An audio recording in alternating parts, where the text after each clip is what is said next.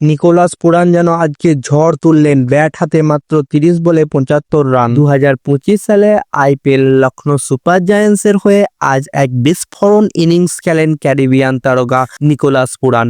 মাত্র 30 বলে 75 রানের বড় ইনিংস খেলেন তিনি, যেখানে 7টি ছক্কা ও 5টি চার মারেন। তার বিধ্বংসী ব্যাটিংয়ে লখনৌ বড় সংগ্রহের দিকে এগিয়ে যাচ্ছিল, কিন্তু শেষ পর্যন্ত স্টার্কের বলে বোল্ড হয়ে ফিরে যান তিনি। যদিও আউট হয়ে যান, তবে তার ইনিংস পুরো ম্যাচের মোড় ঘুরিয়ে দেন।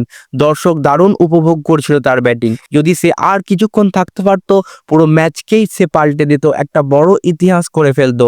তার ব্যাটিং উপভোগ করছিল লখনৌ সুপার জায়ান্টসের অনার সঞ্জীব গোয়েঙ্কার। তিনি ভেবেছিলেন আজকে সে 100 করবে এবং সেটি সে উপভোগ করবে, কিন্তু আজকে তার হয়তো হলো না। কিন্তু আমরা এটার জন্য অপেক্ষা করব পরের এক ম্যাচে। সেই জন্য আমাদের সাথে থাকুন, ক্রিকেটের সাথে থাকুন এবং আমাদের চ্যানেলটিকে ফলো করে আমাদের ফ্যামিলি মেম্বার হয়ে যান।